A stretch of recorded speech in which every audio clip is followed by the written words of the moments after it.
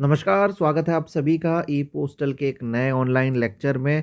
आप सभी को याद होगा हम पीओ गाइड 1 पढ़ रहे थे। पीओ गाइड 1 में काफ़ी आगे तक आ चुके हैं, हमने यहाँ तक कवर कर लिया है, 115 क्लॉज तक हमने कवर कर लिया है।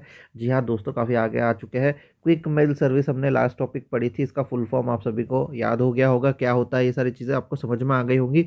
हर चीज़ जब भी आप वीडियो देखते हैं रात को, उसको एक बार माइंड में सोचना है कि आज हमको क्या पढ़ाया गया, क्या वीडियो में देखा। अगर आप ऐसा करते हैं सोने से आधे घंटे पहले या 15-20 मिनट पहले आप सोचते कि आपको क्या क्या टॉपिक पढ़ाया गया और वो क्लियर है कि नहीं, तो वो चीज़ आपको एग्ज़ाम में सीधे टेबल में जब आप बैठेंगे टेबल चेयर में, तो वो आपको वहाँ पे याद आ जाएगा। भले ही आपके माइंड से वो चला गया हो, लेकिन अगर इस तरह से आप रिवीजन करते हैं, सोचते हैं अपने क्या पढ़ा रात को, तो वो आपको बहुत काम आएगा। रात को आपको क्या करना है, मोबाइल साइड में कर लेना है और आपने या तो उस वीडियो को फिर से सुनना है हेडफोन लगा के जैसे आप गाना सुनते हैं, और या तो आपको क्या करना है, एक बार सोचना है कि आपको क्या क्या पढ़ाया गया था और वो टॉपिक बाय टॉपिक क्या क्या आपको याद है। अगर ऐसा आप कर लेते हैं तो वो चीज़ आपको कभी नहीं भूलेगी। ठीक है, तो आज स्टार्ट करते हैं हमारा बिजनेस रिप्लाई सर्विस, ये हमारा टॉपिक है। आज यहाँ से हम शुरू करेंगे। बिजनेस रिप्लाई सर्विस ये होती क्या है, तो ये क्या होती है, यहाँ पे हम डिस्क्रिप्शन 116 नंबर में देख लेते हैं कि होता क्या है। तो बिजनेस रिप्लाई सर्विस एक इस तरह की सर्विस है, ठीक है, कि देखिए आप एक या तो आप रिप्लाई कार्ड इसमें भेजते हैं या कोई एनवेलप या पर्ची भेजते हैं, एड्रेस रहती है, ठीक है, ये आपने भेज दी। ठीक है, आप बिजनेसमैन हैं, ठीक है, आप बिजनेसमैन हैं, आपको अपने क्लाइंट से कोई रिप्लाई चाहिए, एक रिप्लाई चाहिए अपने क्लाइंट से, वो भी बिना डाक शुल्क के, यानी आप पैसे नहीं भरेंगे, आपका कस्टमर भरेगा। तो आप क्या करेंगे, रिप्लाई कार्ड इस तरह का ये भेज दिया, इसमें आपने कोई डाक शुल्क दिया ही नहीं, इसमें आपने कितना दिया, 0 डाक शुल्क, कोई नहीं दिया। तो आप चाहते हैं कि आपका जो कस्टमर है वो जो रिप्लाई करेगा, जो भी आपने सवाल पूछा है इसमें, उसका रिप्लाई जब आएगा, ठीक है, इसका जब रिप्लाई आएगा यहाँ पे, तो वो पे करके आपको रिटर्न करेगा। तो ये होता है बिजनेस रिप्लाई सर्विस। तो इसमें क्या हुआ, रिप्लाई आया, ठीक है, रिप्लाई आया किसका, कस्टमर या क्लाइंट का।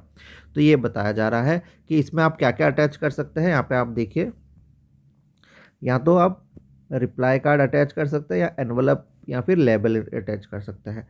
ठीक है, और अगर क्लाइंट चाहिए तो पहला कंडीशन हो गया कि आप पेमेंट नहीं करेंगे, ठीक है। तो इसमें दूसरा कंडीशन ये भी होता है कि क्लाइंट जो है वो उस रिप्लाई पोस्ट कार्ड हो गया या एनवलप जो भी है, उसको बिना डाक टिकट के भी आपको वापस भेज सकता है। इसमें जो है डाक शुल्क अलग से देना पड़ेगा, साथ में 10 पैसे अलग से देने होंगे। ये पीओ गाइड 1 जब बना था उसके अकॉर्डिंग जो रूल है, ठीक है। तो ये होता है, दोनों कंडीशन में पेमेंट जो करेंगे क्लाइंट ही करेंगे या कस्टमर करेंगे। इस सेकंड कंडीशन में भी क्लाइंट ही पे कर रहा है, एड्रेस ही या क्लाइंट ही पे कर रहा है, पर वो डाक टिकट के बिना अगर भेज रहा है तो 10 पैसे एक्स्ट्रा दे के भेज देगा। समझ गए आप। तो बिजनेस रिप्लाई कार्ड क्या हुआ, एक तरह का पोस्ट कार्ड हो गया या एनवलप हो गया, इस तरह से कुछ चीज़ें हो गई जो आपने पेमेंट नहीं की, आप चाहते कि आपका कस्टमर पे करे। ठीक है, तो ये बिजनेस रिप्लाई कार्ड का हो गया। इसके बारे में बहुत ज़्यादा चीज़ें इंडिया पोस्ट में भी नहीं है, ठीक है। और आपको एक और चीज़ बताना चाहेंगे, अभी नेक्स्ट हमारा जो टॉपिक आने वाला है उसमें वो कंडीशंस हम पढ़ेंगे, ठीक है। चलो, अब हमने ना समझ लिया है कि होता क्या है बिजनेस रिप्लाई कार्ड। अब इसके कुछ कंडीशन 117 में बताए गए हैं, वो हम थोड़ा देख लेते हैं। सबसे पहले इसकी जो परमिशन है वो एचओडी यानी हेड ऑफ द डिवीज़न द्वारा दी जाती है। अब हेड ऑफ द डिवीज़न कौन होता है आपको कमेंट में लिखना है। अब तक आपको समझ में आ गया होगा हेड ऑफ द डिवीज़न किसे कहते हैं, सीपीएमजी को कहते हैं, पोस्ट मास्टर जनरल को कहते हैं, एसपी एसएसपी को कहते हैं, किसको एचओडी कहते हैं, आप लिख दीजिए, ठीक है।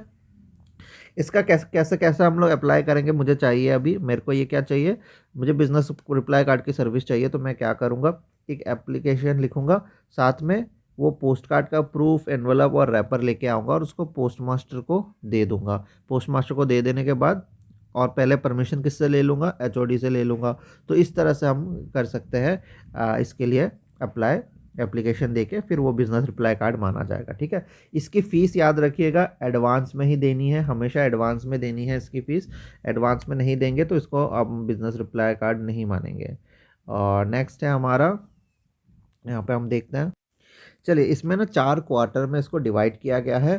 Quarter 1, quarter 2, quarter 3, quarter 4, 4 quarter में बताया गया है। फीस का जो अवधि है यहाँ पे, लिमिट यहाँ पे बताई गई है, टाइम पीरियड, ठीक है। तो ये पुराने पीओ गाइड के अकॉर्डिंग है। फर्स्ट है 1 अप्रैल से 30 जून तक, दूसरा है 1 जुलाई से 30 सितंबर तक, तीसरा है 1 अक्टूबर से 31 दिसंबर तक, और लास्ट है Q4 1 जनवरी से 31। मतलब जो फाइनेंशियल ईयर चलता है, आप याद रखेंगे कि फाइनेंशियल ईयर के अकॉर्डिंग होता है बिजनेस रिप्लाई कार्ड। तो ये पुरानी फीस है 100, 75, 50, 25। अब क्या हो गया है 200, ठीक है, 150, 150। तो यहाँ पे जो है आपको बता दे इसमें ये डिफरेंस है। तो अगर आपका सवाल आता है कि पीओ गाइड के अकॉर्डिंग फीस, तो ये लिखेंगे, अगर नया आता है तो इस तरह से आप लिख सकते हैं। ठीक है, इसलिए हम बताते हैं जो अगर रेट से रिलेटेड पीओ गाइड में कोई भी चीज़ है तो उसको आप एक बार गूगल में भी चेक कर लीजिएगा। गूगल गूगल में चेक करना बहुत ज़रूरी है एक बार, क्योंकि अभी रेट सारे चेंज हो गए हैं लेकिन यहाँ पे चेंज नहीं हुए। अब यहाँ पे ये भी नहीं आप जो है आइडिया लगा सकते कि सवाल कहाँ से आएगा, पीओ गाइड वाले को सही मानेंगे या गूगल वाले को सही मानेंगे। ठीक है, रिन्यू इसका मार्च में होगा, याद रखिएगा, इंपॉर्टेंट पॉइंट। और नेक्स्ट इंपॉर्टेंट पॉइंट है, इसमें कोई ग्रेस पीरियड नहीं दी जाती। जैसे आपका पोस्ट बॉक्स वगैरह में 15 दिन दे दिया जाता है एक्स्ट्रा, इसमें कोई ग्रेस पीरियड नहीं दी जाएगी। ठीक है, तो ये सर्विस इस तरह से चलती है। अब आपको बताया यहाँ पे नेक्स्ट पॉइंट पे गया है कि जो minimum size of business reply envelope होता है, बिजनेस रिप्लाई का जो लिफाफा होता है उसका जो मिनिमम साइज होता है वो अनुरूप होता है minimum size of cover of letter, यानी लेटर के बराबर का होता है उसका जो एनवलप होता है, बिजनेस रिप्लाई एनवलप होता है, उसका मिनिमम साइज अनुरूप होता है, यानी इंग्लिश में कन्फर्म कहता है, हिंदी में अनुरूप होता है। ठीक है, चलिए अब हम देखते हैं जो एनवलप होगा, बिजनेस रिप्लाई एनवलप होगा या फिर जो पर्ची होगी, लेबल भी इसमें भेज सकते हैं, उसके एड्रेस साइड में क्या क्या चीज़ें लिखी होनी चाहिए। ठीक है, तो एड्रेस साइड में आप क्या क्या लिखेंगे ये देख लेते हैं। सबसे पहले प्रिंटेड होगा नाम और एड्रेस क्लाइंट का। ठीक है, नेक्स्ट परमिट नंबर होगा। ठीक है, फिर पोस्ट ऑफिस किसने परमिट नंबर दी उसका नाम भी होगा। फिर 2 वर्टिकल लाइन होगा, इस तरह से वर्टिकल लाइन होगा। ठीक है, और वर्टिकल लाइन होगा राइट तरफ में, राइट में। ठीक है, और इसमें ये चीज़ें लिखी होनी चाहिए, क्या क्या, business reply card, business reply envelope या फिर बिजनेस रिप्लाई लेबल है, क्या चीज़ वो लिखा होना चाहिए। ठीक है, तो बिजनेस रिप्लाई सर्विस में पोस्ट कार्ड भी आ जाता है, एनवलप भी आ जाता है और पर्ची भी आ जाती है। ये सारी चीज़ें लिखी होनी चाहिए, और साथ में ये भी लिखा होना चाहिए कि postage will be paid by addressee, यानी जो डाक शुल्क होगा वो एड्रेसी पे करेगा। ठीक है, ये कुछ पॉइंट्स लिखे होने चाहिए। ठीक है, जो इंस्ट्रक्शन होगा कि पेमेंट ऑफ पोस्टेज, डाक शुल्क कैसे पे करना है, या परमिट नंबर वगैरह, ये सब हिंदी या इंग्लिश दोनों में लिखा हो सकता है, कोई इसमें स्पेसिफिकली नहीं बताया गया है।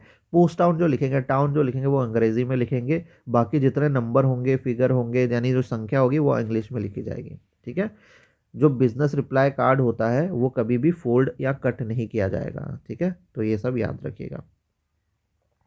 पेनल्टी क्या है, पेनल्टी अगर आप कोई भी इसमें जो हमने आपको बताया इनमें से कोई भी उल्लंघन करता है तो उसको अनपेड लेटर यानी अवैतनिक पत्र माना जाएगा। ठीक है, तो ये चीज़ भी आपने याद रखनी है। इसका एक हैंडलिंग चार्ज भी होता है, जो सवाल एक बार आया था।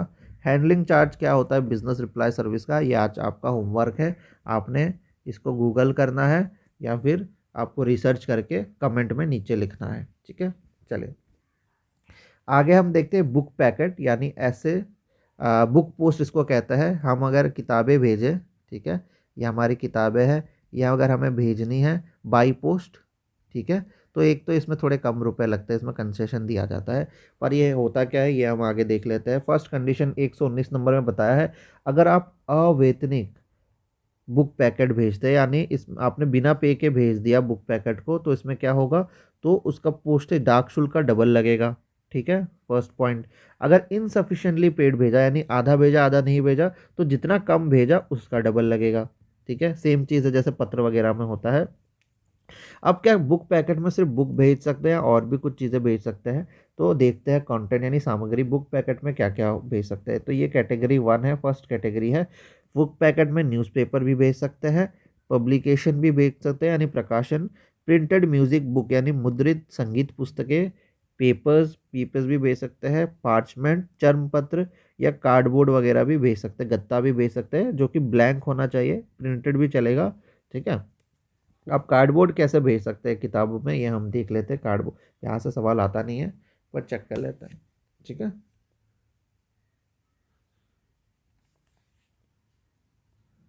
चलिए नेक्स्ट हम यहाँ पे आ जाते हैं कार्डबोर्ड में। इसमें कोई भी राइटिंग नहीं चलेगी। यहाँ पे बताया गया है कि कोई तरह की राइटिंग नहीं चलेगी एक्सेप्ट, यानी कुछ अपवाद दिए गए हैं। कुछ चीज़ें जो है कार्डबोर्ड, जैसे ये आपने कार्डबोर्ड भेजा, ठीक है, ये कार्डबोर्ड है, इसमें वैसे राइटिंग कुछ चलेगी नहीं, यहाँ पे कुछ रिटर्न नहीं होना चाहिए, खाली होना चाहिए, ब्लैंक होना चाहिए। लेकिन कभी कभी इन केस ऑफ बुक्स, कभी किताब या कॉम्प्लीमेंट्री कार्ड, जैसे क्रिसमस का कार्ड हो गया, न्यू ईयर का कार्ड हो गया, जो विशिंग कार्ड वगैरह होता है, बर्थडे कार्ड वगैरह होता है, तो अगर ये कार्ड आप इसमें डाल देते हैं कार्डबोर्ड के साथ, तो इसमें आप एड्रेसी का नाम लिखेंगे, नाम और एड्रेस सेंडर का भी लिखेंगे, डेट लिखेंगे, 5 शब्द, यानी टोटल 5 शब्द इसमें लिख सकते हैं, ठीक है। और इसको स्टिक कर देंगे, अलग से इसको स्टिक कर देंगे top right corner of address में, यानी एड्रेस के टॉप राइट में, ठीक है, एड्रेस के ये टॉप राइट यहाँ पे उसको चिपका देंगे। इसमें क्या लिखा है, एड्रेसी वगैरह का नाम वगैरह पता वगैरह लिखा है, ठीक है। चलिए नेक्स्ट है हमारा इन केस ऑफ इनवॉइस, अगर चालान आता है, इनवॉइस हो गया या बिल हो गया, रिसीट हो गया, ये अगर हमें कार्डबोर्ड्स में भेजनी है, कि कार्डबोर्ड्स के साथ भेज सकते हैं, तो इसमें भेज सकते हैं, लेकिन सिर्फ गुड्स का अगर केस हो या पैसे साथ में हो, ठीक है, तो इसमें भी रिटर्न अलाउड है, ठीक है, रिटर्न अलाउड है, कुछ चीज़ें अलाउड है, मैन्युस्क्रिप्ट वगैरह, ठीक है। तो इसके बाद आप प्रिंटेड नोटिस, प्रिंटेड सर्कुलर या प्रिंटेड इनविटेशन अगर भेजना हो, तो उसमें पर्ची में जो है डेट एंड टाइम, आवर जो है और कब होने वाला है, वो सारा चीज़ आप लिख देंगे, एड्रेसी का नाम और पता, सेंडर का नाम और पता, और मीटिंग क्यों हो रही है, किस क्या प्रोग्राम हो रहा है, ये सारी चीज़ें लिख लेंगे, ठीक है। तो ये सारे पॉइंट यहाँ पे बताए गए हैं। अगर ये इम्पोर्टेंट नहीं है, यहाँ से सवाल बहुत कम आता है, नॉन इम्पॉर्टेंट पार्ट है, ठीक है, तो इसको आप लोग एक बार गो थ्रू कर लेना, देख लेना, ठीक है। In case of printed market report, कोई मार्केट रिपोर्ट होता है, क्वाटेशन होता है, या फिर प्राइस लिस्ट होती है, तो इसमें लिस्ट और एंट्री अलाउड है। क्योंकि ये देखिए कार्डबोर्ड यहाँ पे बताया तो क्या, इसमें कुछ अलाउड, लिखित अलाउड नहीं है, ये ब्लैंक होना चाहिए, ठीक है। पर यहाँ पे भी हम एक्सेप्शन देख रहे हैं कि कुछ केसेस में अलाउड किए गए हैं, तो हमने देखा वो आपका ये सारे पॉइंट्स हमने देखे कि अगर बर्थडे कार्ड वार्ड भेज रहे हैं तो 5 शब्द इस्तेमाल कर लो, तो ये सारी चीज़ें हैं, ठीक है। नेक्स्ट है हमारा, अगर प्रीमियम, इंश्योरेंस कंपनी ने आपको प्रीमियम देने के लिए कोई नोटिस भेजा है कि आपके इतना रुपए बचा है, तो फिर ये सब चीज़ें आप यहाँ पर डाल देंगे, जैसे कि date, name and address of insurance, किसका इंश्योरेंस हुआ था, कौन है वो बंदा, नेम ऑफ एजेंट, एजेंट का नाम, कंपनी का नाम, कितना सम है, कितना रुपए का था वो पॉलिसी, पॉलिसी का नंबर वगैरह, कितना जो है इंश्योरेंस का जो प्रीमियम बाकी है, ये सारी चीज़ें लिखना अलाउड है। तो ये इतना अंदर तो वो डिपार्टमेंट जाएगी भी नहीं, ठीक है। चलिए, तो यहाँ से यहाँ पे ये सारे पार्ट आप स्किप कर सकते हैं, हम आपको ना जल्दी से पढ़ा लेते हैं, आप लोग अपना वीडियो में या तो धीरे धीरे पॉज करके देख लेना, या तो अपना नोट्स बना लेना, यहाँ से इतना कुछ आएगा वैसे नहीं, ठीक है। अगर कोई बिजनेस डॉक्यूमेंट आप भेजते हैं, कमर्शियल डॉक्यूमेंट या लीगल डॉक्यूमेंट भेजते हैं, ठीक है, तो जैसे कि पावर ऑफ अटॉर्नी हो गई, इंश्योरेंस पॉलिसी हो गई, तो ये सारी चीज़ें आप भेज सकते हैं बिजनेस रिप्लाई कार्ड में, ठीक है। बिजनेस रिप्लाई कार्ड में आप पिक्चर भी भेज सकते हैं, प्लान, मैप, ड्राइंग वगैरह भी भेज सकते हैं, ठीक है। तो ये हो गया कार्डबोर्ड्स में, ठीक है, कार्डबोर्ड में ये सब भेज सकते हैं एज अ कार्डबोर्ड में। नेक्स्ट है हमारा प्रेस नोट और म्यूजिक नोट्स भी भेज सकते हैं, उसमें कुछ अलग से लिखा हुआ नहीं होना चाहिए। लाइसेंस और स्टेटिस्टिकल रिटर्न जो होता है वो भी आप भेज सकते हैं, जो कि भेजे जाना चाहिए यूनियन बोर्ड द्वारा, प्रेसिडेंट या पंचायत द्वारा, ठीक है। कोर्ट का जजमेंट, नोटिस, अदर और इस तरह की चीज़ें या पुलिस डायरी, ये आप नहीं भेज सकते। Return letter of old date, पुराने डेट्स के जो लेटर है वो नहीं भेज सकते, ठीक है। नेक्स्ट, आप कुंडली, पांडुलिपि ये सब नहीं भेज सकते।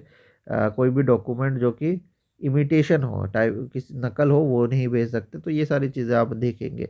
Special facility for greeting cards and invitation, अगर आप ग्रीटिंग कार्ड भेजते हैं या इनविटेशन भेजते हैं, तो इनमें आप एक चीज़ देखिएगा, ये उस फंक्शन को देना ज़रूरी है। जैसे 25 दिसंबर का इनविटेशन कार्ड है, आपका पार्टी का प्रोग्राम है क्रिसमस पे, तो जो ये चीज़ है उसको जल्दी जानी पड़ेंगी। अगर आपने 20 तारीख को भेजा है, तो ये 5 दिन के अंदर, यानी 25 के पहले जाने से ही इसका जो है, इसका जो वैल्यू है रहेगा, क्योंकि 25 के बाद तो क्रिसमस है ही नहीं, तो फिर क्या फ़ायदा।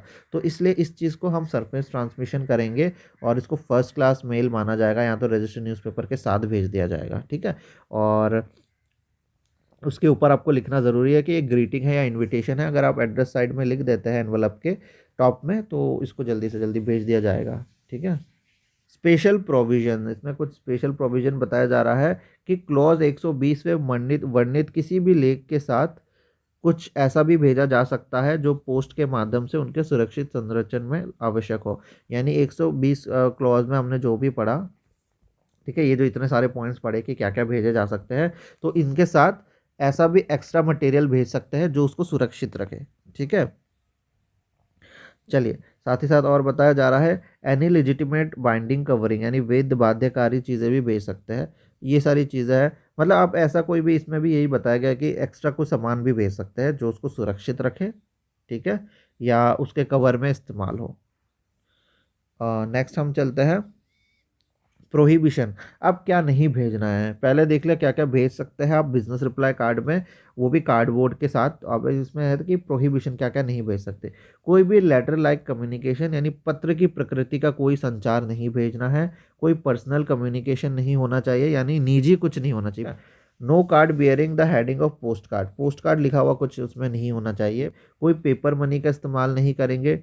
कोई ऑब्लिटरेटेड पोस्ट, यानी डाक शुल्क अलग से नहीं होगा दूसरे तरीके से। कोई डाक टिकट अलग सा नहीं होगा, करेंसी नोट नहीं होगा, बंडल नहीं होगा, चेक नहीं होगा, बिल ऑफ एक्सचेंज ये सब नहीं होगा। तो क्या होगा अलाउड, एक स्टम्प्ड और एड्रेस एनवलप, पोस्ट कार्ड या रैपर अलाउड है। ठीक है, जिसमें नाम हो और एड्रेस ही हो सेंडर का। ठीक है, सेंडर का। तो ये चीज़ अलाउड होती है। स्टम्प्ड मतलब ऑटो, वो पहले से स्टम्प या एड्रेस रहेगा। साइज़ की बात करें तो बिजनेस रिप्लाई कार्ड का जो अगर मैक्सिमम ये है, ठीक है, मैक्सिमम लेंथ इसका 80 सेंटीमीटर, और अगर हम लंबाई और व्यास का दुगना करें तो 100 सेंटीमीटर, और अगर रोल नहीं है तो फिर ये है, इस तरह से इसका रहता है 60 - 30 - 30 कुछ ऐसा रहता है। ये हो गया आपका मैक्सिमम। मिनिमम अगर रोल है तो 10 सेंटीमीटर। ठीक है, और अगर हम जो है लेंथ का और उसका व्यास का दुगना करें, उसको जोड़ दे तो 7 सेंटीमीटर। ठीक है। चलिए, नेक्स्ट है हमारा कोई भी बुक पैकेट जब ओपन कार्ड फॉर्म में भेजी जाती है, ओपन कार्ड में खुले में भेजी जाती है, चाहे वो फोल्डेड हो या अनफोल्डेड हो, तो वो इनलैंड पोस्ट कार्ड से जो है थिन, पतली नहीं होनी चाहिए या लचीली नहीं होनी चाहिए। तो ये बताया गया है। तो ये सारी चीज़ें हमने जो आपको बताई, ये बुक पोस्ट में आप भेज सकते हैं। तो बुक पोस्ट का मतलब ऐसा नहीं सिर्फ किताबें भेजेंगे, हमने आपको पूरा कैटेगरी बता दी कि क्या क्या भेज सकते हैं, क्या नहीं भेज सकते हैं। वज़न आप देख लीजिए 5 kg का होगा। ठीक है, और डीजे अगर चाहे प्रेस्क्राइब करे तो इस लिमिट को और नीचा भी कर सकते हैं। ठीक है, और अगर डीजे चाहे तो डिक्लेरेशन भी कह सकते हैं कि डिक्लेरेशन भी चाहिए साथ में। पैकिंग कैसे करेंगे हम बुक पोस्ट का, जो बुक पैकेट्स होते हैं वो हमेशा बिना कवर के पोस्ट किए जाएंगे कि पता चले अंदर बुक ही दिए जा रहे हैं। ठीक है, साथ ही साथ उसको अनफास्टन एनवलप, एनवलप का जो इसमें जो एनवलप होगा, लिफाफा होगा, वो बिना बंधा हुआ होगा, याद रखिएगा। और साथ ही साथ एक कवर में होगा, अगर कवर पे भी आप भेज सकते हैं। ठीक है, तो फर्स्ट कैटेगरी है, आप इसको बिना कवर के भेजेंगे। नेक्स्ट कैटेगरी है, अगर आपने कवर इस्तेमाल नहीं किया, एनवलप किया है, तो उसको बांधेंगे नहीं। और तीसरी कैटेगरी है, आप कवर में भी भेज सकते हैं, लेकिन उसमें भी कोई कंडीशन होगी। इस तरह से आपको भेजना है कि वो इजीली ओपन हो जाए और उसको चेक कर सके कि अंदर सिर्फ बुक ही है। पेनल्टी की बात करें, नेक्स्ट बात करते हैं कि आप उल्लंघन अगर करते हैं तो क्या होगा। देखिए, तो अगर आप ऐसा उल्लंघन करेंगे तो जब डिलीवरी होगी तो उसको एज अ लेटर या पार्सल का डाक शुल्क लगेगा। ठीक है। दूसरी बात है, अगर आप साइज़ या वज़न से लेके कोई उल्लंघन करते हैं तो उसका सीधा रिटर्न टू सेंडर हो जाएगा। ठीक है, रिटर्न टू सेंडर तो होगा ही, साथ ही साथ में कोई जो अमाउंट है, जो भी डाक शुल्क देय थे, जो कस्टमर को जो देने थे, जो एड्रेसी को देने थे, वो फिर आपको देने पड़ेंगे, सेंडर को देने पड़ेंगे, और रिफंड इसमें नहीं होता है। ठीक है। चलिए, ये तो हो गया हमारा बुक पैकेट के बारे में, सिर्फ हमने बुक पैकेट पढ़ा अभी। अब बुक पैकेट में कुछ कैटेगरी और आ जाती है जो अलग से उसको माना जाएगा, वो अलग से माना जाता है। तो पहला कैटेगरी आता है बुक पैकेट जिसमें प्रिंटेड बुक हो। ठीक है, प्रिंटेड बुक है इसमें। तो ये क्या है, देखिए, फर्स्ट कंडीशन इसकी ये है कि इसमें कोई भी तरीके का पब्लिकेशन यानी प्रकाशन मैगजीन नहीं होनी चाहिए जो रेगुलर इंटरवल में यानी कि हर एक टाइम पीरियड में छपती है। जैसे कोई मैगजीन मान लीजिए, ये हमारा एक मैगजीन है, ये मैगजीन हर महीने छपती है, पर इसको प्रिंटेड ये इस कैटेगरी में हम नहीं लाएंगे, ये जो हमारा कैटेगरी है, क्योंकि इसको अलग से डाला गया है उसका और दूसरा कैटेगरी है। तो फर्स्ट पॉइंट तो यही हो गया, कोई भी प्रकाशन या पब्लिकेशन इसमें नहीं होगा book packet containing printed books में। ठीक है, प्रिंटेड बुक्स वाले में ये पब्लिकेशन नहीं आएगा। नेक्स्ट चीज़, इसमें जो भी चीज़ें जाएंगी, जो भी बुक्स जाएंगी, उसके ऊपर प्रिंटेड बुक इस तरह से लिखा होना चाहिए। ठीक है, हर बुक में रीडिंग मैटर यानी पढ़ने के लिए मैटर होना चाहिए, पेंटिंग्स होने चाहिए, मतलब पेंटिंग हो सकते हैं, साथ ही साथ में फोटोग्राफी या ब्लैंक स्पेस या बिना ब्लैंक स्पेस, ये सारी चीज़ें, यानी एक प्रॉपर बुक होना चाहिए। प्रॉपर बुक जो हमने क्लास में स्कूल में पढ़े हैं, इस तरह के बुक्स होने चाहिए। मैगजीन वगैरह इस कैटेगरी में नहीं आएंगे। ठीक है, तो जो बुक में सिर्फ प्रिंटेड मैटर है, यानी सिर्फ प्रिंटेड मैटर है, जिसमें कोई एडवर्टीजमेंट नहीं है, कोई अनाउंसमेंट नहीं है, वो कोई लिस्ट नहीं है, ये एक और कैटेगरी बन जाती, इसके अंदर आ जाता है। ठीक है, साथ ही साथ आपको बता दें, अगर जो बुक होता है उसमें पब्लिशर का नाम भी होना चाहिए। अब इसमें जो बताया गया है कि राइटिंग अलाउड है, इसमें क्या क्या होना चाहिए, नेम ऑफ सेंडर, ठीक है, और एड्रेस, सेंडर का एड्रेस, साथ ही साथ 5 शब्द अलग से आप रिटर्न यहाँ पे लिख सकते हैं, कुछ इंस्ट्रक्शन हो सकता है वो 5 वर्ड। ठीक है, कि हाँ इधर जाना है, ऐसा कुछ। बाकी सारी चीज़ें प्रिंटेड होंगी।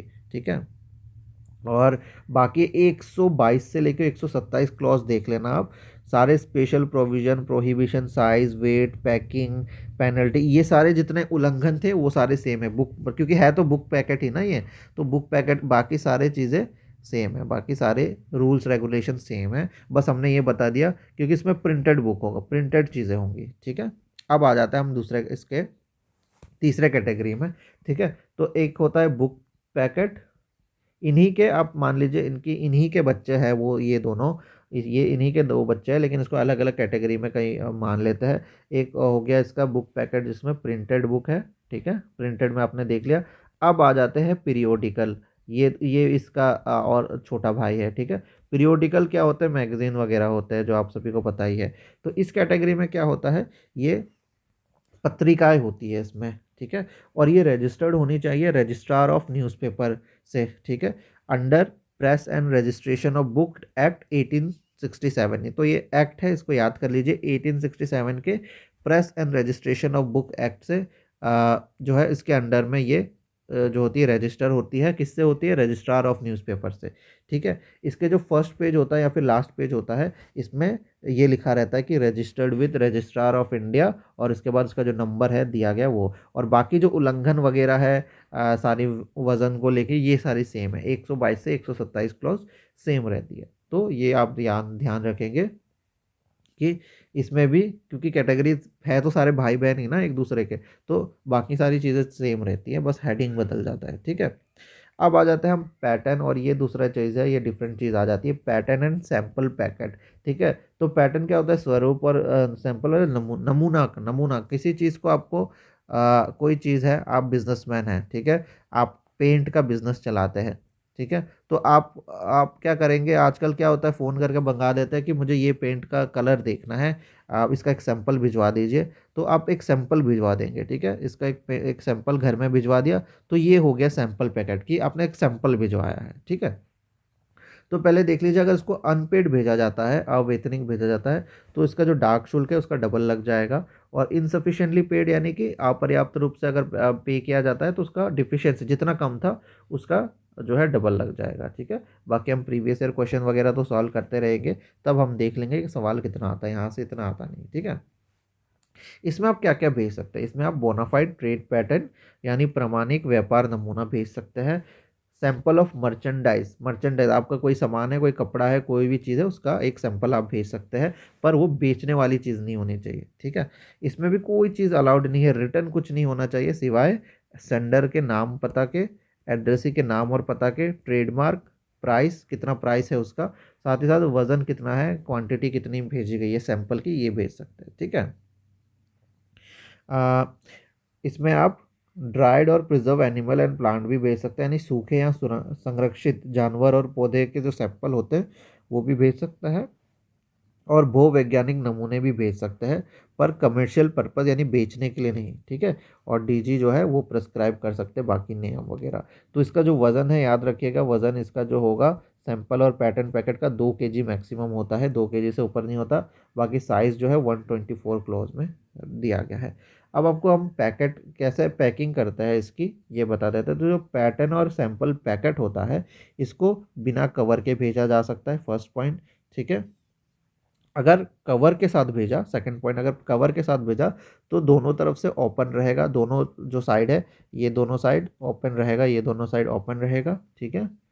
और इसको अनफास्टेन एनवलप, अगर एनवलप में भेजा तो उसको बिना बांधे भेजना है, क्योंकि इसके अंदर चेकिंग होती है नॉर्मली, ठीक है। अगर आप कोई सीड ड्रग्स या इस तरह के जो कोई बीज होता है, कोई ड्रग हो गया, उसका सैंपल भेज रहे हैं, उसका सैंपल भेज रहे हैं कोई मेडिसिन वगैरह का, तो उसको बॉक्स या बैग के अंदर भेजेंगे। पर वो इजीली ओपनेबल होना चाहिए कि इजीली चेक कर ले पोस्टल एम्प्लॉय है या जो भी है। एयर टाइट केसेस का इस्तेमाल करेंगे, यानी इस तरह के डिब्बे का कि उससे हवा आ ना सके जा ना सके, ठीक है।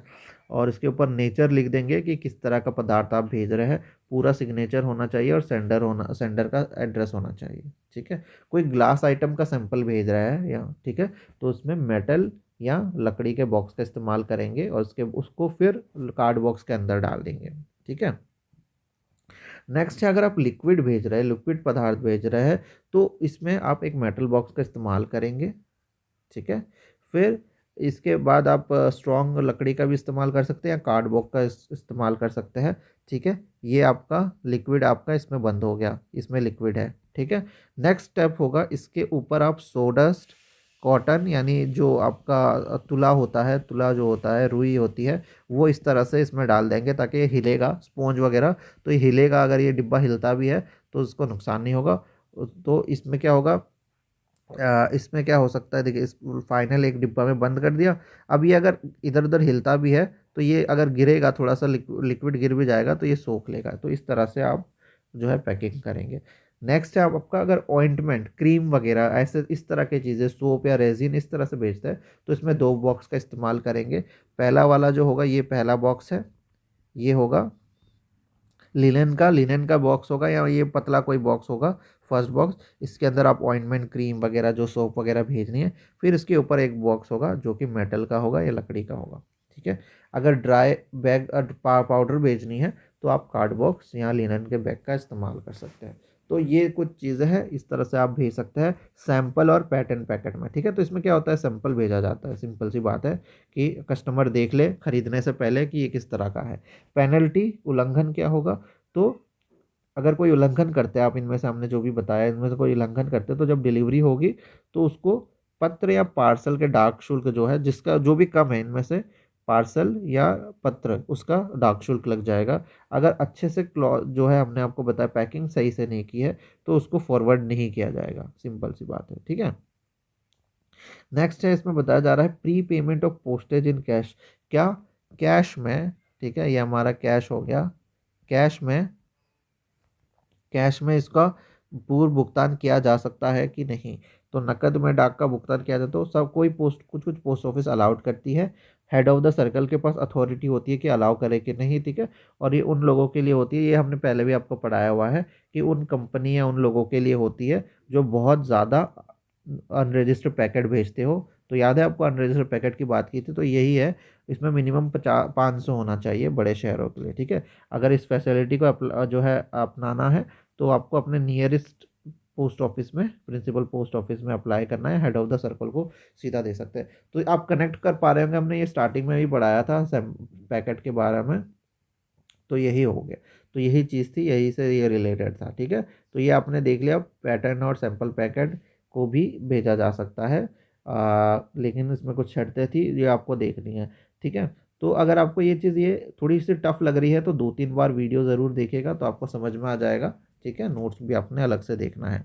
अब आ जाते हैं हम ब्लाइंड लिटरेचर पैकेट पे। ये हम याद होगा आपको, कैटेगरी है, हमने आपको पढ़ाई थी ब्लाइंड लिटरेचर पैकेट। तो ये होता क्या है, ठीक है। सबसे पहले सबसे पहले पॉइंट देखिए, यहाँ पे सवाल इंपॉर्टेंट यहाँ पे हम डाल देते हैं, ये पोस्टल फीस से एग्जम्प्ट की गई है। जी हाँ दोस्तों, इसमें कोई भी तरह का पोस्टल फीस अलग से नहीं लगता है। ठीक है, इसमें कोई पोस्टल फीस नहीं लगेगा।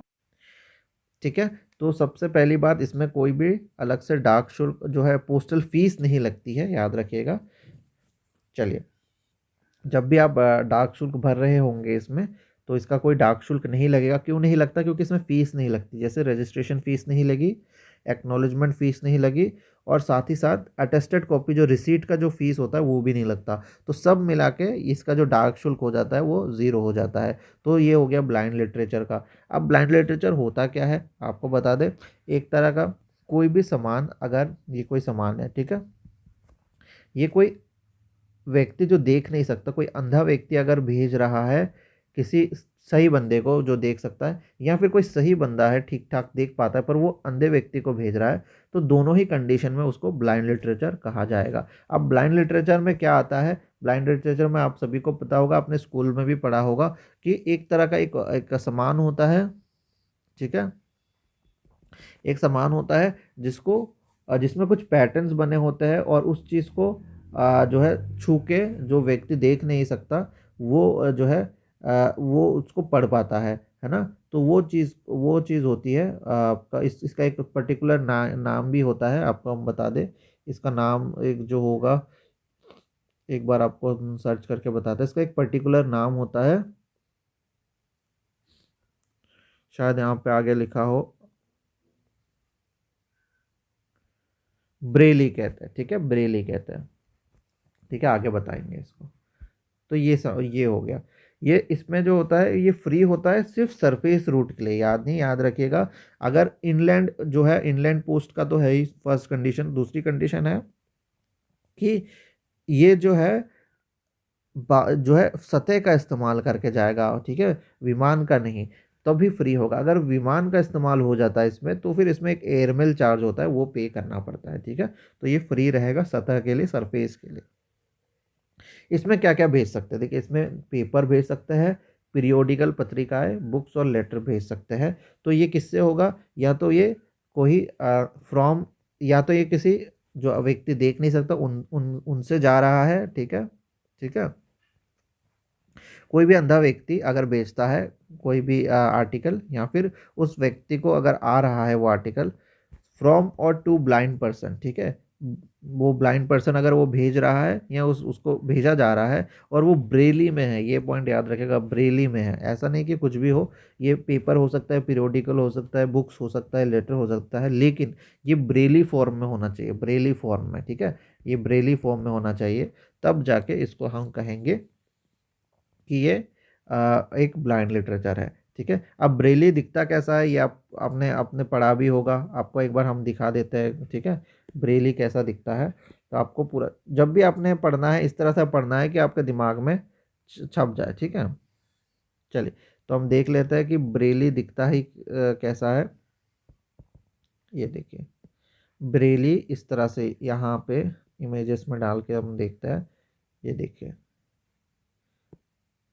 ठीक है, ये देखिए यहाँ पे इस तरह से छू छू के समझते हैं। तो भले ही वो न्यूज़पेपर हो, पत्रिकाएं हो, लेटर हो, ये इस फॉर्म में होना चाहिए, इस तरह से होना चाहिए। फिर जाके तब जाके इसको माना जाएगा कि वो एक ब्लाइंड लिटरेचर है। फ्री में जाएगा सतह का इस्तेमाल करके। प्लेन में अगर जाना है तो फिर उसके अलग से फीस देनी पड़ेगी। ठीक है, साथ ही साथ इसमें बताया गया है किसी तरह का कम्युनिकेशन नहीं होना चाहिए, चाहे रिटर्न में हो या प्रिंटेड में हो, कोई संचार इसमें नहीं होगा। ठीक है, तो लेटर इसमें बोला तो क्या है, लेकिन इसमें पर्सनल कम्युनिकेशन नहीं होना चाहिए। क्या अलाउड है? टाइटल अलाउड है, टेबल ऑफ कंटेंट की इसमें क्या क्या है वो अलाउड है, और इसको रिटर्न कैसा करना है उसका इंस्ट्रक्शन अलाउड है। ठीक है, बाहर में लिखा होना चाहिए। ठीक है, कि ये लिटरेचर है ब्लाइंड के लिए, साथ में सेंडर का नाम और एड्रेस होना चाहिए। कवर कैसे कर, पैकेट कैसे करेंगे, पैकेजिंग, तो इसको बिना कवर के जो है पैकेट करना है। पैकेट को जो है बिना कवर के इसमें पैकेजिंग होगी। अगर कवर का इस्तेमाल होगा तो वो दोनों तरफ खुला रखना है। और सबसे इम्पोर्टेंट पॉइंट, इसका मैक्सिमम 7 kg का वज़न अलाउड है। ये आपको याद रखना है, 7 kg का अलाउड है। इसकी जो साइज़ होगी बुक पैकेट के बराबर होगी, साइज़ वगैरह क्लॉज 124 में देख लेना, बुक पैकेट जैसा ही होता है, ठीक है। तो यहाँ पे हमारा आज का क्लॉ जो है हमने इतना कवर कर लिया है। कितने क्लॉजेस हो गए एक बार देख लेते हैं। ब्लाइंड लिटरेचर लास्ट था 137 तक हो गया है। उम्मीद है आप लोगों को समझ में आया होगा सारा पॉइंट। एक दो बार और देख लेना, थोड़ा मुश्किल है पीओ गाइड, लेकिन क्या करें एग्ज़ाम भी तो थोड़ा बड़ा है। पीएएसए का एग्ज़ाम है, इसके बाद तो ये तो कुछ नहीं, आपको पीए एग्ज़ाम क्रैक करना है, फिर इंस्पेक्टर का भी करना है। एटलीस्ट इंस्पेक्टर के आगे तक चले जाएंगे तो हमारा मकसद पूरा हो जाएगा। आप लोगों का प्रमोशन, जो भले आप जीडीएस हो, एमटीएस हो, पोस्टमैन हो, अगर आप इस लेवल तक अब चले जाते हैं, इंस्पेक्टर के भी ऊपर चले जाए तो बहुत बढ़िया बात है, उम्र बच जाती है। लेकिन इतना इस स्टेज में तो जाना ही जाना है। तो आप लोग या इस स्टेज में जब तक पहुंच जाएंगे तो आप लोगों को बहुत सक्सेसफुल फील करेंगे। पीएसए का एग्ज़ाम बहुत इंपॉर्टेंट है और इसलिए थोड़ा टफ इसको बनाया गया है, क्योंकि ये इसके बाद जो है ये आपका लास्ट ग्रुप सी का पोस्ट है, ठीक है। लास्ट ग्रुप सी का पोस्ट है, इसके बाद आप ग्रुप बी में आ जाएंगे। इसके बाद अगर आप बनेंगे तो सीधा ग्रुप बी ऑफिसर बनेंगे, बहुत ही गर्व की बात होगी तब, ठीक है। चलिए, बने रहिए हमारे साथ। इस तरह के और भी कोर्सेज हम आपके लिए लेके आएंगे, जिनको ज़रूरत है उन तक ज़रूर बताइएगा कोर्स के बारे में। बस हमारा कंटेंट किसी को शेयर मत कीजिए, शेयर करेंगे तो नोटिस हमको मिल जाएगा। साथ ही साथ इसमें आपका भी नुकसान है, हमारा बहुत बड़ा नुकसान है, ठीक है। धन्यवाद।